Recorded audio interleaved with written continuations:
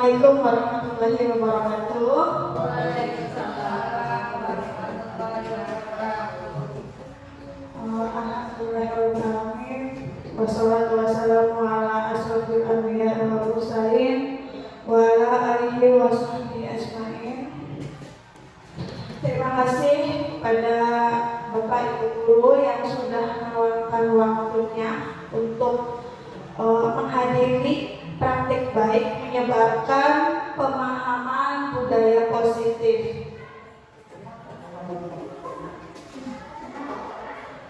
Langsung saja.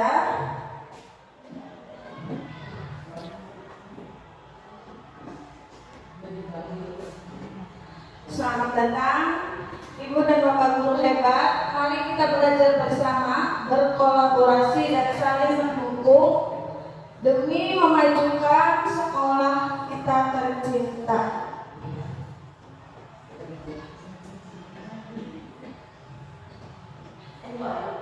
Visi sekolah kita berakidah, beragama, berkarakter, inovasi, dedikasi, cinta lingkungan yang sehat, asri, dan handal. Di sini ada pertanyaan pemantik berkaitan dengan materi yang akan kita bahas pada kali ini. Yang pertama, apakah makna budaya positif? Yang kedua, apa pentingnya menciptakan budaya positif di sekolah? Yang ketiga, apa contoh penerapan positif yang telah kita terapkan? Mbak, Bapak, Ibu yang bersedia menjelaskan makna dari budaya positif itu sendiri apa?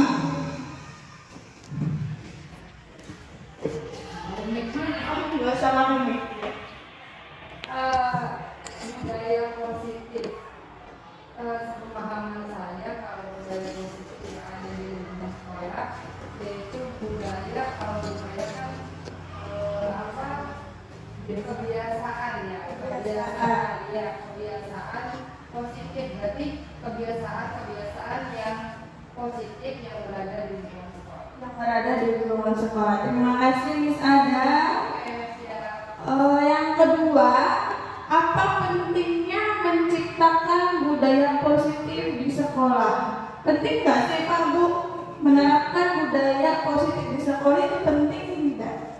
Menurut Bapak Ibu di sini. Pentingnya bagaimana? Ini Bu, saya Bu.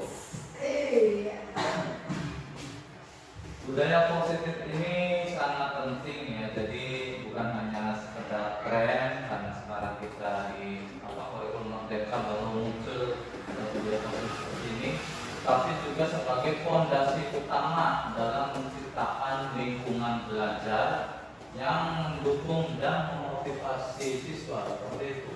Ya, intinya budaya positif itu salah satu daya dukung untuk kemajuan sekolah kita ya Pak Bu ya. Terus yang ketiga, apa contoh penerapan positif yang telah Bapak Ibu atau kita terapkan di sekolah kita? Apakah sudah menerapkan salah satu contoh dari budaya positif? Ya Bu Aat. Ya, di sekolah kita sebenarnya sudah banyak sekali budaya positif yang diterapkan, tapi di antaranya itu sapa, senyum, salam itu termasuk budaya positif. Ya, salah satu bentuk budaya positif itu 5S ya, Bu ya kan ya. Yang dimana itu sudah kita terapkan sejak lumayan lama ya Bu ya, dari semester tahun kemarin. Di antaranya salah satunya itu 5S, salam, senyum, sapa, sopan dan santun yang kita laksanakan di setiap pagi ya Pak Bu ya. Di ketika siswa-siswi datang ke sekolah kita sambut, itu merupakan salah satu budaya positif yang sudah kita terapkan di sekolah. Nah, di sini ada konsep positif. Jadi konsep inti budaya positif itu semuanya ada 7. Yang pertama, perubahan paradigma belajar. Yang kedua, disiplin positif. Yang ketiga, nilai-nilai kebajikan. Yang keempat, kebutuhan dasar manusia. Yang kelima, komisi kontrol guru. Yang keenam, keyakinan kelas. Dan yang ketujuh, segitiga restitusi.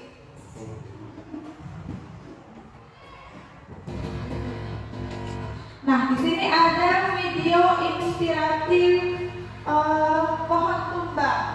Kita simak sama-sama video inspiratif.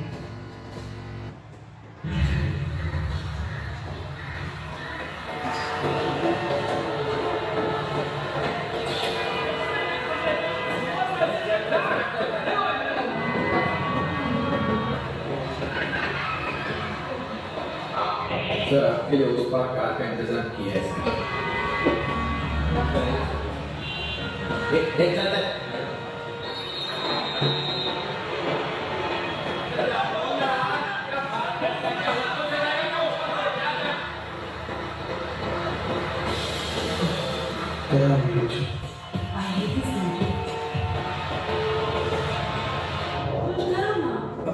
जाके क्या करूँगा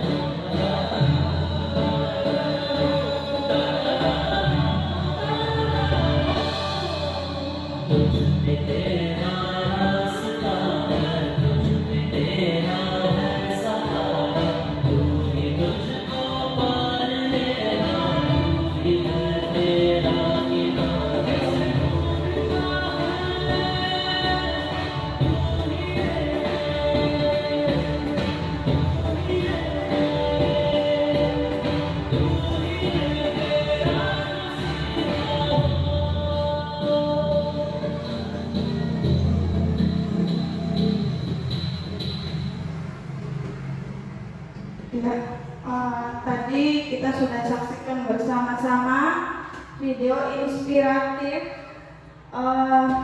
yang mau menyimpulkan motivasi dari video inspiratif tadi. Motivasi timbul dari mana, Pak? Dari siapa tadi? Dari anak kecil ya? Dari anak kecil yang di lokasi tadi, padahal ada banyak orang-orang yang lebih dewasa, lebih tua, lebih punya kekuatan, lebih punya yang tidak punya tadi tercipta dari seorang anak kecil yang dimana anak kecil tadi memberikan motivasi kepada lingkungannya ketika ada suatu masalah. Ketika yang lain hanya diam, hanya melihat, hanya menunduk dan hanya menyaksikan. Tadi motivasi dari anak kecil untuk menyelesaikan masalah. Masalah apa tadi Pak yang Bapak Ibu lihat di video. Pohon tumbang yang menghalangi jalan.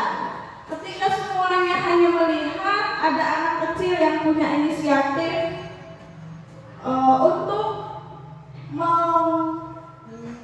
menyingkirkan pohon tadi. Terus tiba-tiba, bukan secara tiba-tiba ya, ketika di sekitar kita melihat anak kecil tersebut, berarti yang lainnya ikut termotivasi. Jadi seperti halnya di sekolah kita, ketika ada suatu masalah, kalau semuanya hanya diam, hanya melihat, tidak ada gerakan, tidak ada upaya apa-apa, maka masalah tersebut akan tetap ada. Jadi motivasi itu nggak hanya timbul dari, misalkan di sini ya, di sekolah kita, nggak harus dari kepala sekolah, tidak harus dari orang yang punya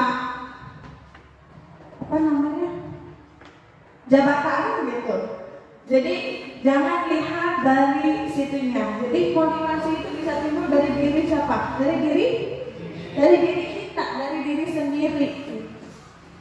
Sehingga gimana caranya motivasi kita itu bisa memberikan efek, bisa memberikan motivasi ke yang lainnya juga. Gitu ya Pak Bu ya. Lanjut. Di sini yang pertama, inti dari budaya positif yang pertama itu pembelajaran paradigma baru. Nah, pembelajaran paradigma yang dirancang berdasarkan prinsip pembelajaran berdiferensiasi, sehingga murid belajar sesuai dengan kebutuhannya berdasarkan dengan tahapan perkembangan untuk mewujudkan profil pelajar Pancasila. Di mana profil pelajar Pancasila ini ada berapa? Ada 6. Yang pertama, berkebinekaan global. Yang kedua, bergotong royong. Yang ketiga, kreatif. Yang keempat, bernalar kritis. Yang kelima, mandiri. Dan yang keenam,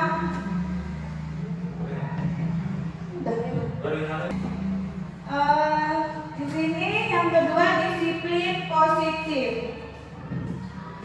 Disiplin positif itu berasal dari kata disiplina yang artinya belajar. Itu menurut Diani dosen, disiplin mengacu pada disiplin diri yang memiliki tanggung jawab terhadap apa yang dilakukan berdasarkan nilai-nilai yang diyakini untuk mencapai tujuan. Disiplin positif yaitu salah satu cara penerapan disiplin yang bertujuan menumbuhkan kesadaran pada murid tanpa adanya harapan imbalan atau reward, ancaman atau hukuman.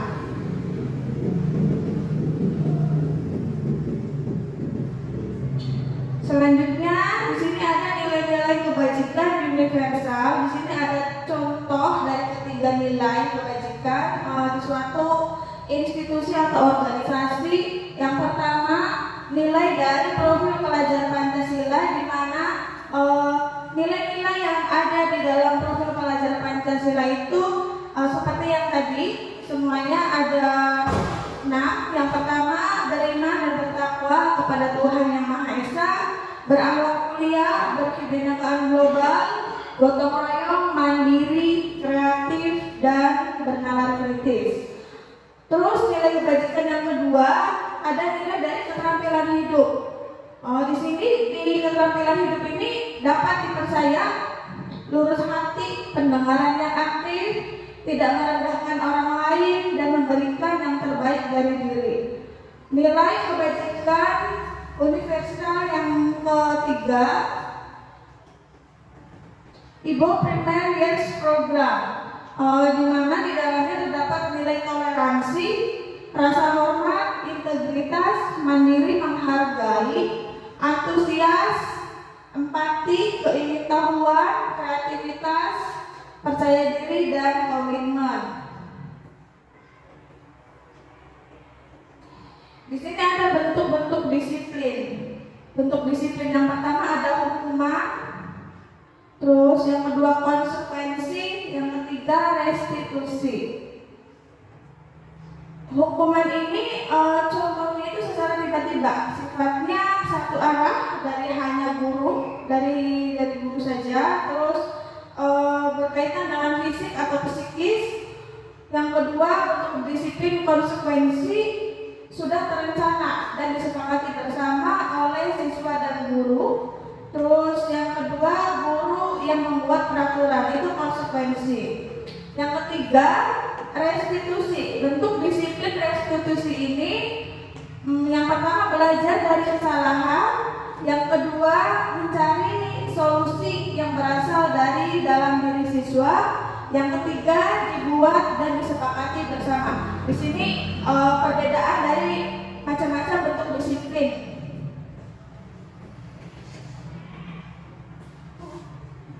Sekarang kita tebak ini itu hukuman atau konsekuensi. Bapak Ibu bisa jawab ya.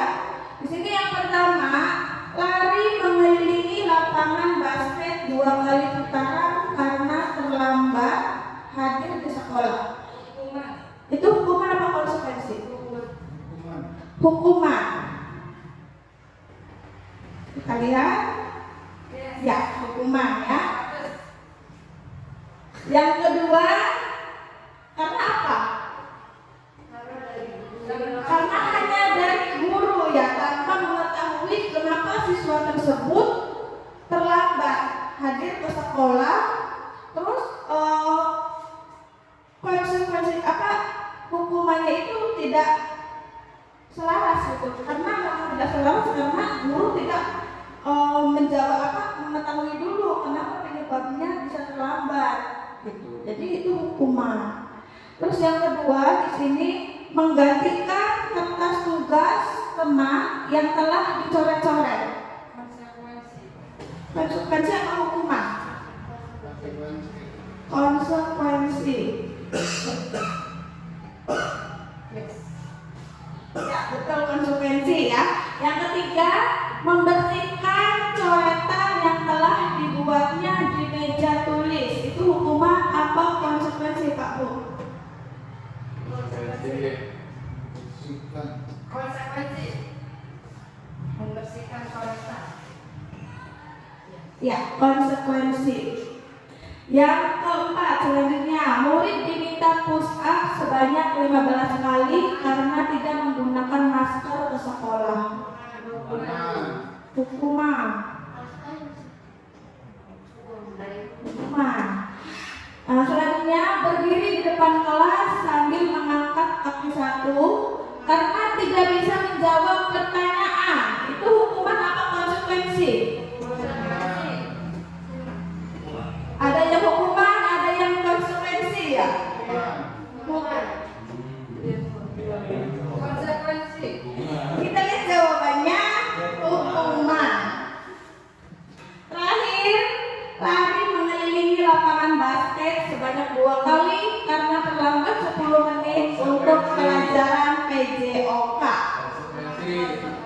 Konsekuensi. Ya betul.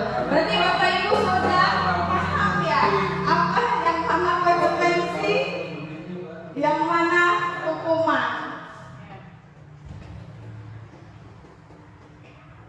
Kita lanjut ke kebutuhan dasar manusia.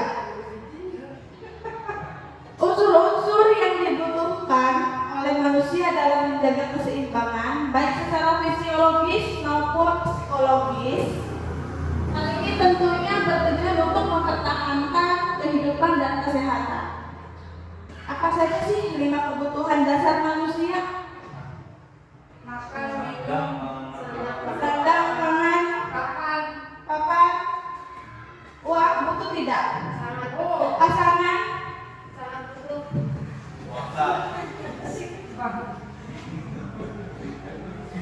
ya di sini ada 5 kebutuhan dasar manusia menurut Dr. William Glasser. Yang pertama, bertahan hidup. Yang kedua, kasih sayang dan rasa diterima. Yang ketiga, penguasaan. Yang keempat, kebebasan. Dan yang kelima, kesenangan. itu adalah 5 kebutuhan dasar manusia, yang dimana yang pertama bertahan hidup.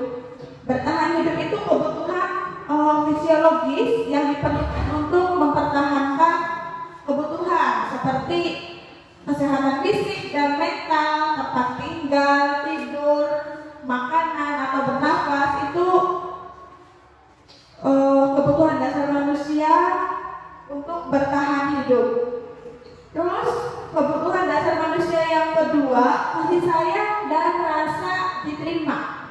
Kebutuhan ini berhubungan dengan keinginan untuk tetap terhubung dengan orang lain, seperti teman, keluarga, pasangan hidup, teman kerja, hewan peliharaan, dan komunitas di mana kita tergantung.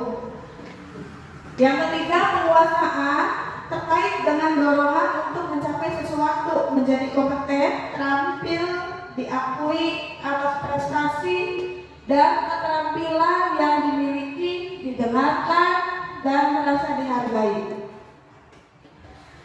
Kebutuhan dasar manusia yang keempat itu kebebasan.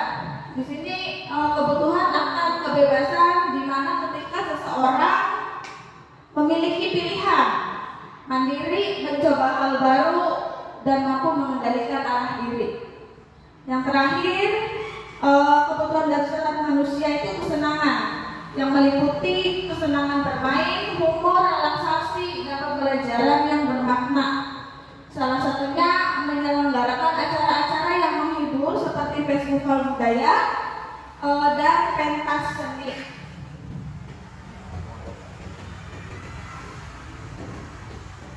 Lanjut ke konsep inti budaya positif, posisi kontrol guru.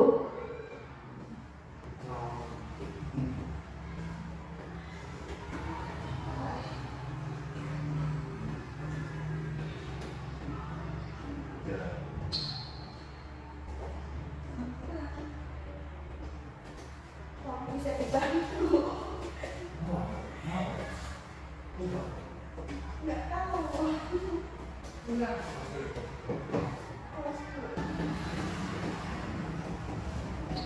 Lanjut ke konsep inti budaya positif, posisi kontrol guru. Di sini ada 5 posisi kontrol guru. Yang pertama sebagai penghukum, yang kedua guru itu sebagai pembuat rasa bersalah, ketiga sebagai teman, yang keempat sebagai pemantau, dan yang terakhir kelima sebagai manajer. Saya akan jelaskan dulu sedikit tentang posisi kontrol guru sebagai penghukum. Pada posisi ini, guru akan membentak, menyindir, menghardik murid, memberikan hukuman verbal atau fisik. Misalnya di sini, kamu ya selalu saja terlambat. Terus contoh yang kedua, selalu pasti kamu yang terakhir selesai. Itu guru sebagai posisi penghukum. Terus yang kedua, posisi kontrol guru pembuat rasa bersalah. Di sini guru menggunakan kehilafan yang membuat orang lain merasa tidak nyaman, bersalah, rendah diri. Contohnya, ibu sangat kecewa dengan kamu. Terus yang kedua contohnya gimana coba kalau orang tua kamu tahu kamu berbuat begini, nanti otomatis siswa tersebut akan merasa bersalah kan? Terus yang ketiga, posisi kontrol teman, di mana guru di posisi ini sebagai teman, tidak menyakiti murid, menggunakan hubungan baik dan berhumor, menjadikan murid bergantung pada orang lain. Contohnya, ayolah bantu demi ibu nak. Terus ya sudah, kali ini tidak apa-apa. Itu posisi kontrol guru sebagai teman. Yang keempat, guru sebagai pemantau. Pada posisi ini, guru selalu mengawasi atau memantau berdasarkan peraturan-peraturan dan konsekuensi. Contoh kalimatnya yang diucapkan oleh guru sebagai pemantau, peraturannya apa? Terus apa yang telah kamu lakukan? Sanksi atau konsekuensinya apa? Ketika siswa melakukan suatu dibilang kesalahan menurut kita ya. Terus yang terakhir, guru sebagai manajer. Pada posisi ini, guru menuntun murid memecahkan masalahnya secara mandiri dengan mengajukan pertanyaan-pertanyaan yang bermakna. Di sini contohnya, jika kamu menyakitinya, apakah kamu bersedia memperbaikinya? Nah, itu salah satu tindakan guru sebagai manajer ketika siswanya melakukan suatu tindakan yang menurut kita itu suatu kesalahan. Nah, sekarang saya mau tanya Bapak Ibu di sini, sudah di posisi mana sebagai guru? Akhirnya saya sendiri juga sebagai penghukum ya. Sudah bervariasi. Bervariasi.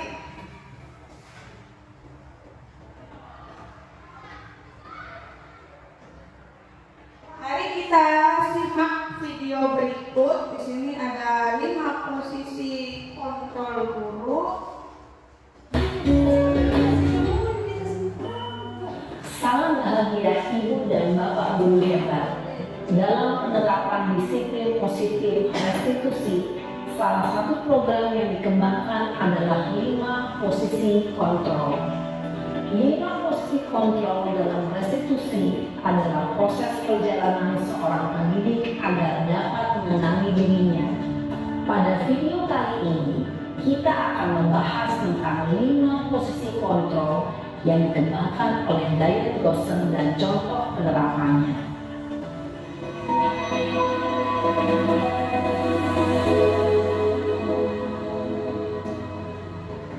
5 posisi kontrol itu adalah 1. Posisi penghukum, 2. Posisi pembuat merasa bersalah, 3. Posisi teman, 4. Posisi pemantau atau monitor, dan 5. Posisi manajer. Untuk lebih memahami kelima posisi tersebut, mari kita saksikan kasus Naren yang terlambat hadir 20 menit di sekolah dan melihat bagaimana kelima posisi kontrol dalam menghadapi masalah tersebut.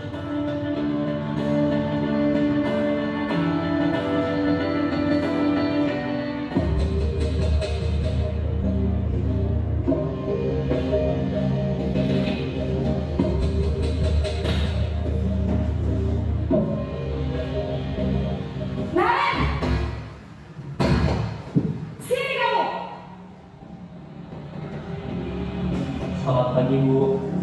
Selalu terlambat. Kamu deh, pasti terlambat. Maaf, Bu. Saya Apa? Apa coba? Alasan kamu apa lagi? Kapan sih kamu tidak terlambat? Malas sekali ya kamu jadi anak. saya Dasar pemalas. Gak kapok-kapok sih kamu. Sudah berapa kali terlambat? Sana, kamu keliling lapangan basket 2 kali. kenapa saya harus keliling lapangan basket, Bu? Kenapa? Kamu malah ibu. Berani-beraninya jawab. Sudah terlambat, masih berani jawab pula. Sekarang, keliling lapangan basket 5 kali sekalian. Biar kapok. Pak, pergi sana ke lapangan basket. Posisi penghukum biasanya berbicara dengan nada tinggi, menghardik, menunjuk-nunjuk, menyakiti, dan menyindir. Hukuman bisa berupa fisik maupun psikis. Ibu dan Bapak guru hebat, dampak yang terjadi pada murid ketika guru berada pada posisi penghukum adalah murid cenderung akan memberontak, bahkan menyimpan dendam.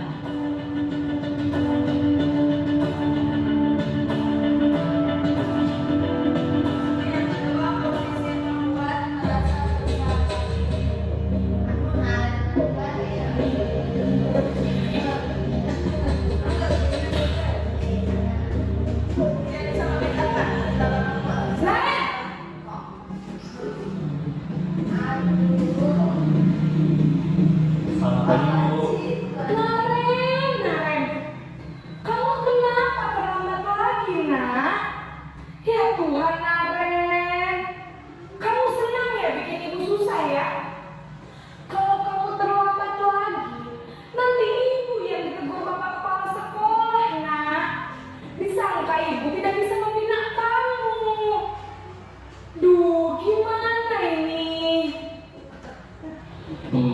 Maaf Bu. Duh Gusti Naren. Kamu suka ya kalau ibu ditegur bapak kepala sekolah? Terus, sekarang ibu harus tulis apa yang di buku absen? Ini kamu sudah sering terlambat loh. Ibu harus apa coba? Maaf Bu. Maaf sekali. Ya sudah, lain kali jangan bikin ibu susah lagi ya nak ya. Ibu tidak akan kuat lagi kalau kamu begini terus. Bisa jantungan kalau ibu tegur bapak kepala sekolah. Sana cepat ke kelas. Maaf ya Bu. Maaf sekali.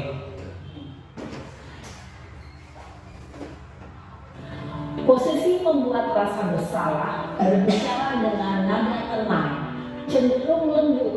Namun kata-kata yang diutarakan membuat murid merasa menjadi orang yang gagal, memandang buruk dirinya sendiri, merasa tidak berharga, dan tidak sanggup membahagiakan orang lain. Ketika guru mengambil posisi pembuat rasa bersalah, murid akan menganggap dirinya yang bersalah dan ia akan menyimpan emosi negatif tersebut di dalam dirinya.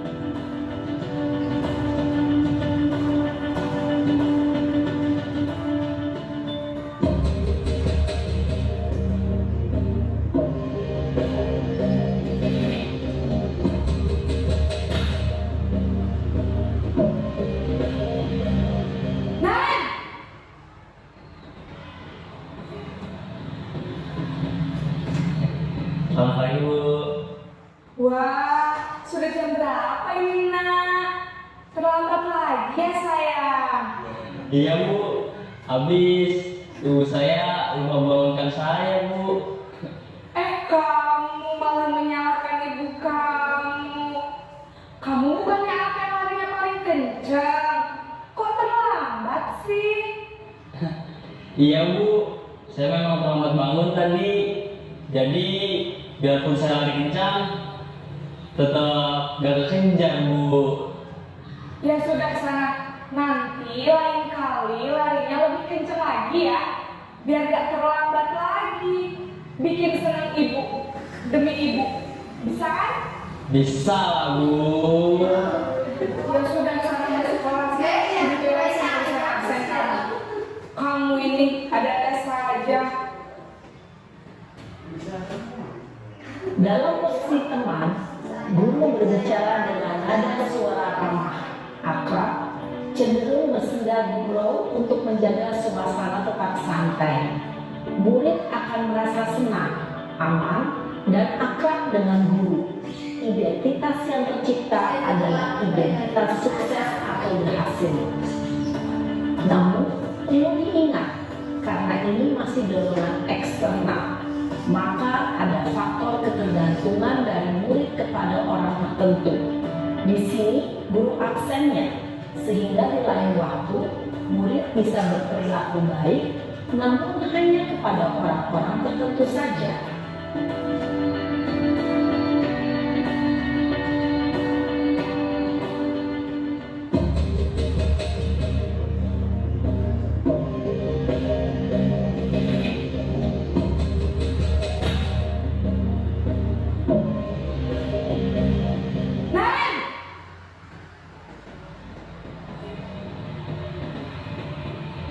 Selamat pagi Bu. Naren, apa peraturan sekolah kita tentang jam berapa kita harus masuk sekolah, nak? Kita harus di sekolah jam 7 Bu. Iya betul, sekarang sudah jam 7.20. Naren sudah tahu konsekuensinya jika terlambat hadir. Paham Bu. Saya harus tinggal kelas pas jam istirahat selama 20 menit. Iya benar, konsekuensinya demikian. Jadi nanti jam 9.30 pas istirahat, kamu harus tinggal di kelas, kerjakan tugas tambahan untuk ketertinggalan kamu, ya? Baik Bu. Posisi pemantau mengandalkan penghitungan atau data untuk mengontrol murid. Guru mengarahkan murid berdasarkan peraturan dan konsekuensi. Seorang pemantau menunjukkan bahasa tubuh dan ekspresi wajah yang datar dan cenderung formal.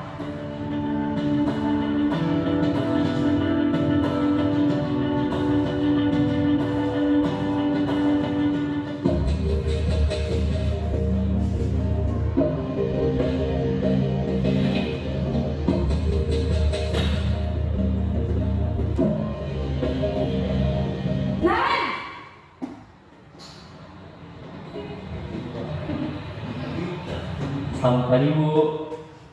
Selamat pagi Naren. Maaf Bu, saya terlambat. Iya, sekolah masuknya jam 7, sekarang sudah jam 7.20. Jadi sekarang bagaimana nih Naren? Maaf Bu, saya lupa setel alarm saya semalam. Baiklah, menurut kamu, keyakinan sekolah yang mana yang perlu kamu tingkatkan? Menghargai diri sendiri dan orang lain mungkin ya Bu. Setuju. Jadi, apakah Naren meyakini prinsip saling menghormati tersebut? Iya Bu, saya meyakininya. Apakah Naren bersedia memperbaiki masalah keterlambatan ini? Bersedia Bu. Bagaimana kamu akan perbaiki masalah keterlambatan ini? Saya akan coba untuk tidak lupa menyetel alarm saya Bu. Baik, kalau Naren lupa menyetel alarm di rumah, ada orang yang kira-kira bisa bantu mengingatkan tidak? Ada Bu, kakak saya, Kak Emma. Ada lagi selain Kak Emma? Selain Kak Emma, ada ibu saya. Baik, jadi yang mengingatkan Naren adalah Kak Emma dan ibu kamu ya? Kira-kira akan mulai setel alarm kapan nih Naren? Setelah pulang sekolah, akan segera saya lakukan. Baik, jadi Naren akan setel alarm untuk bangun besok pagi dan akan diingatkan oleh kakak dan ibunda Naren ya. Ada lagi yang mungkin perlu dilakukan Naren agar tidak terlambat bangun lagi. Tidak ada Bu. Baik Naren, terima kasih untuk kerjasama kamu. Sekarang kamu perlu kembali ke kelas untuk belajar. Baik Bu, terima kasih. Posisi manajer adalah posisi kontrol yang disarankan untuk membimbing murid memiliki sikap disiplin yang positif, yaitu murid yang mandiri, bertanggung jawab, dan dapat memecahkan masalah. Tujuan dari posisi ini adalah agar murid dapat berefleksi atas tindakannya. Guru akan dengan tulus memberikan pertanyaan-pertanyaan bermakna, sehingga membuat murid dapat belajar dari kesalahannya dan mencari sebuah solusi untuk menyelesaikannya. Ibu dan Bapak guru hebat, setelah mengamati adegan kelima posisi kontrol tadi, kira-kira posisi mana yang paling ideal? Posisi mana yang dapat menunjang motivasi intrinsik murid? Ya, tentu posisi manajer.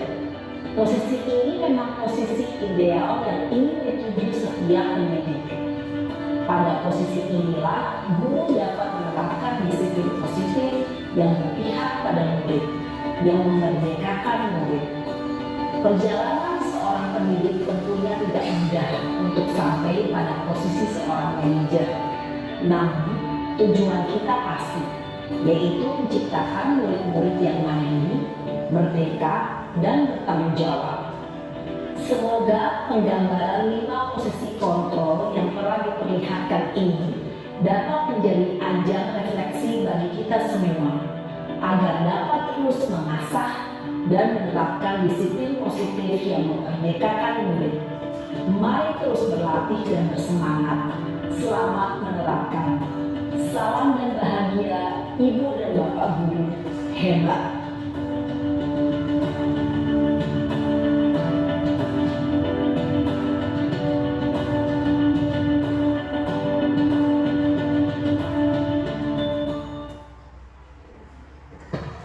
Ya, lanjut. Kita tadi sudah menyimak video tentang 5 posisi kontrol guru yang tentunya yang bisa menjawab posisi kita saat ini hanya hati Bapak Ibu guru sendiri ya.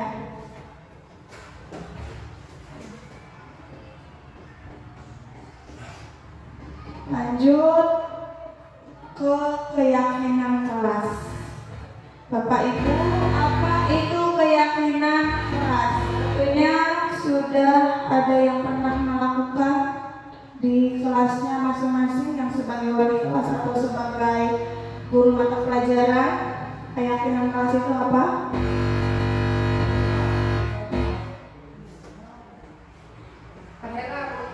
Pak Hera, apa itu keyakinan kelas? Kesepakatan yang sudah disepakati oleh siswa dan juga guru. Kesepakatan atas dasar keyakinannya masing-masing antara guru dan siswa. Nah, di sini nanti akan ada perbedaan antara kesepakatan sama keyakinan. Nanti ada perbedaannya, ya.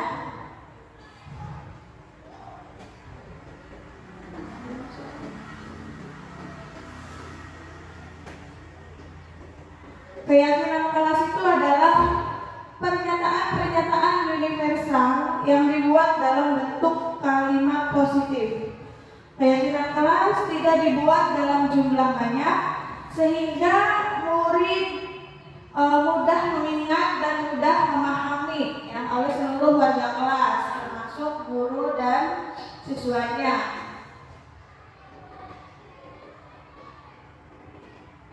Nah, di sini ada contoh hasil keyakinan kelas. Tadi kan kata Pak Hera kesepakatannya. Nah, di sini ada perbedaannya antara kesepakatan kelas dan keyakinan kelas itu berbeda.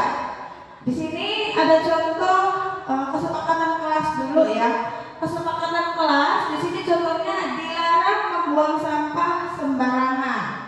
Kalau menurut keyakinan kelas harusnya itu menjaga kebersihan. Terus kesepakatan kelas yang kedua dilarang mencoret-coret meja. Tidak boleh terlambat masuk kelas. Jangan mengobrol ketika ada guru menjelaskan. Dilarang ngomong kasar atau berkata kasar ketika di kelas. Nah, itu contoh dari kesepakatan kelas yang dimana Bapak Ibu tentunya sudah melaksanakannya di kelas masing-masing ya Pak. Di sini ada keyakinan kelas. Keyakinan kelas tadi kalimat yang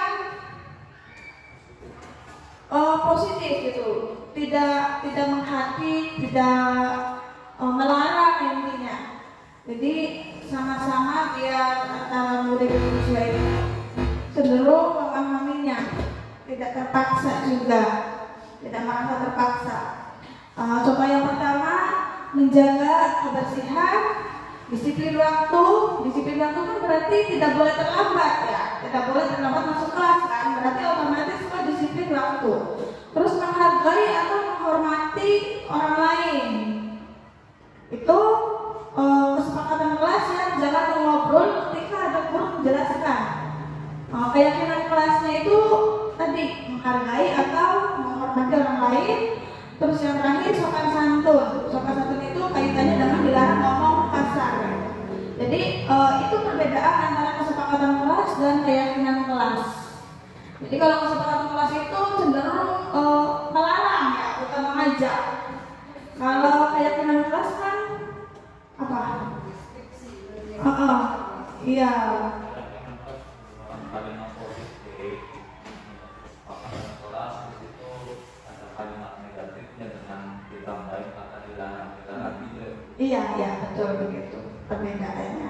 Jadi yang lebih dibicarakan itu keyakinan kelas. Jadi tidak hanya meskipun kesepakatan kelas dibuat secara bersama-sama untuk antara guru dan murid, cuman ada kalimat yang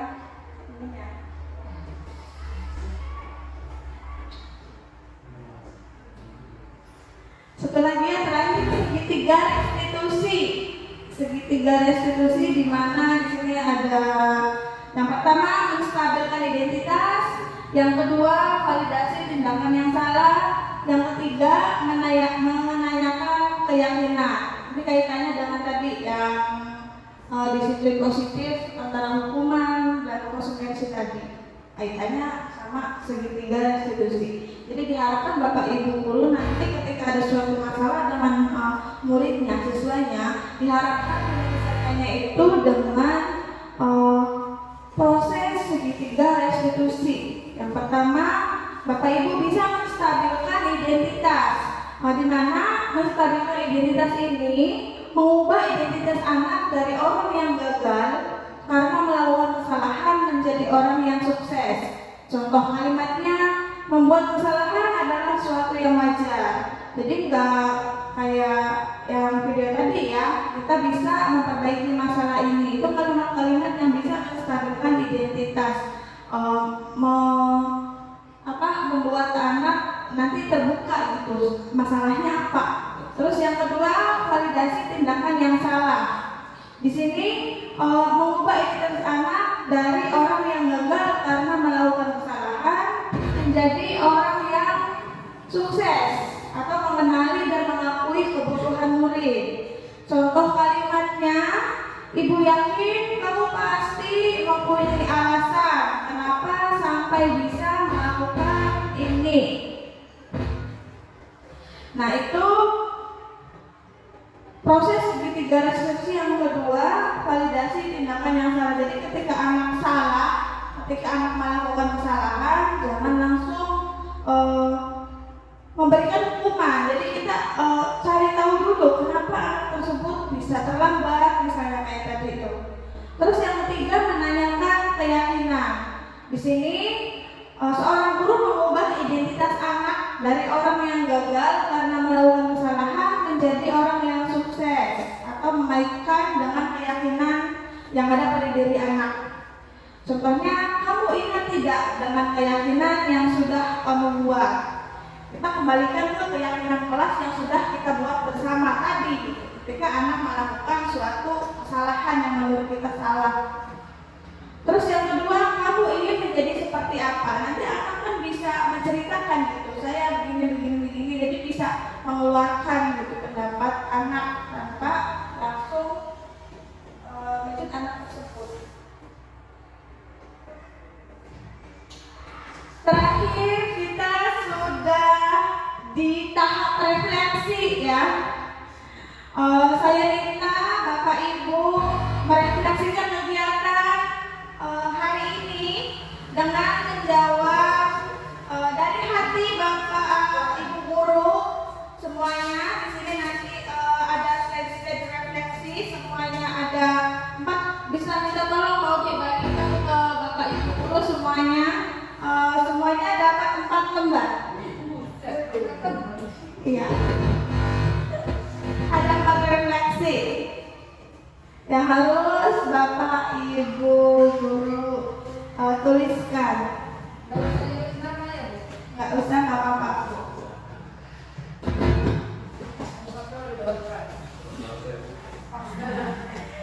Ada yang kita bawa merah.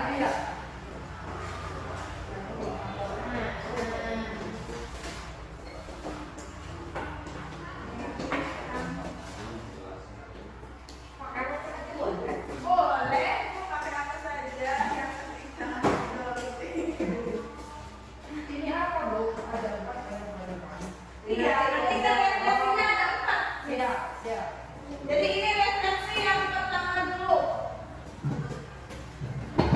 Boleh yang sudah dapat langsung ditulis refleksi Bapak Ibu guru kegiatan ini. Refleksi yang pertama, bagaimana perasaan Bapak Ibu setelah mengikuti diseminasi budaya positif kali ini? Silakan Bapak Ibu ditulis.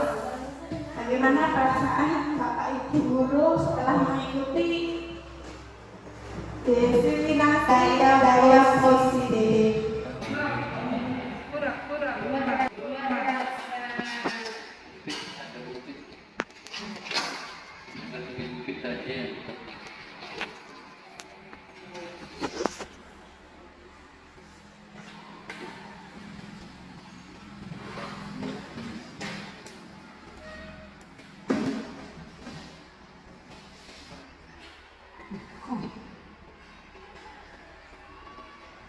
Bagaimana perasaan Bapak Ibu setelah mengikuti diseminasi budaya positif kali ini?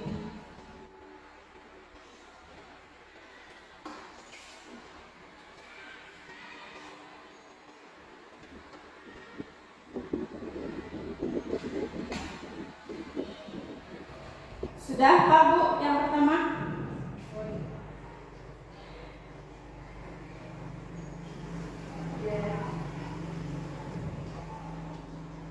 Kalau yang sudah, boleh lanjut di yang kedua. Hal apa yang Bapak Ibu dapatkan setelah mengikuti kegiatan diseminasi budaya positif kali ini? Jadi hal apa yang Ibu dapatkan setelah mengikuti kegiatan ini?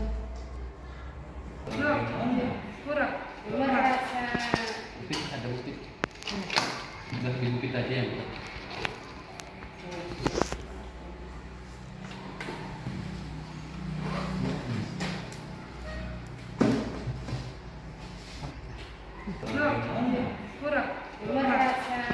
bukit, ada bukit. Udah di bukit aja yang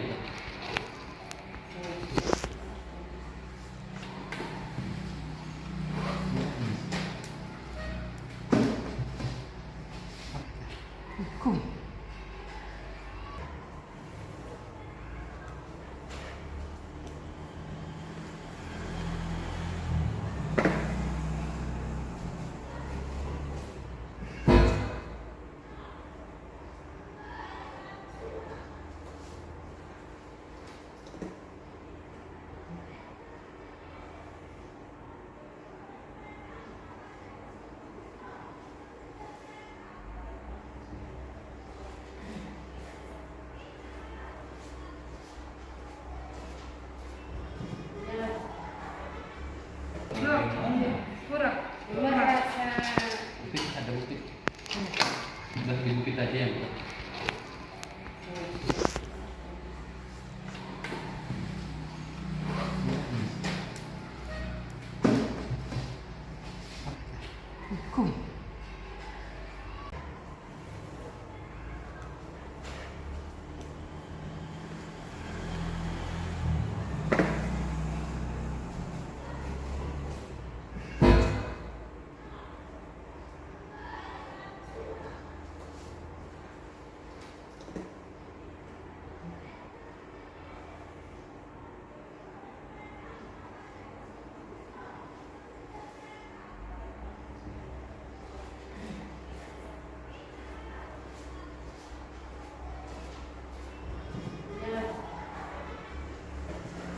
Lanjut.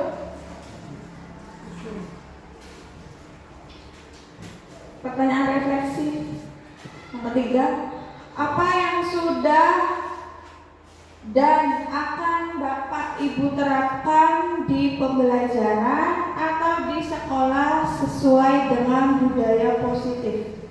Yang sudahnya apa? Yang akan Bapak Ibu terapkan apa di pembelajaran atau di kelas Bapak Ibu?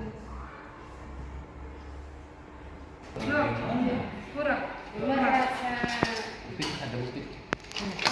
Udah di bukit aja yang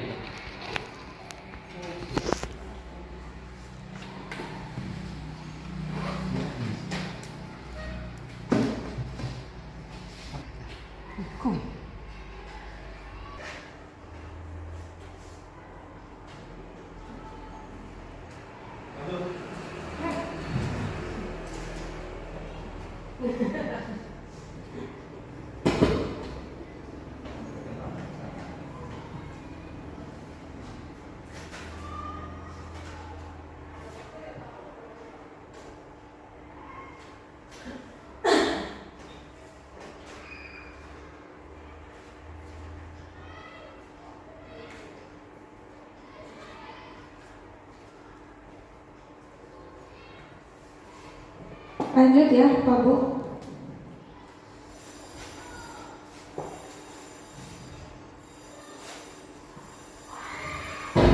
Terakhir, menurut Bapak Ibu guru di sini, hal apa yang perlu ditingkatkan atau diperbaiki pada kegiatan hari ini? Jadi masukan Bapak Ibu guru untuk saya untuk kedepannya agar kegiatannya lebih baik lagi. Ada tambahan.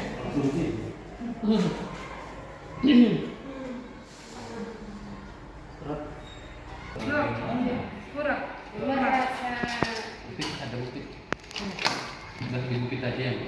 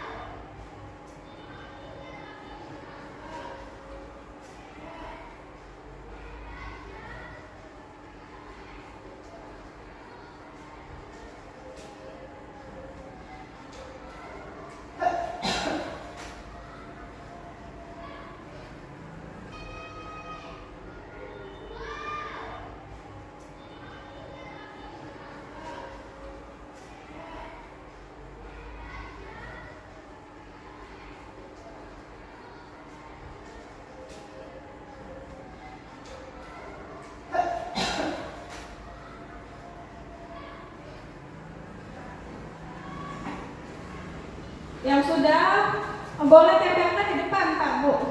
Yang sudah ditempelkan di depan. Di sini aja. 1, 2, 3. Ya, di situ juga boleh. Oh, enggak satu-satu. Enggak satu-satu, Bu.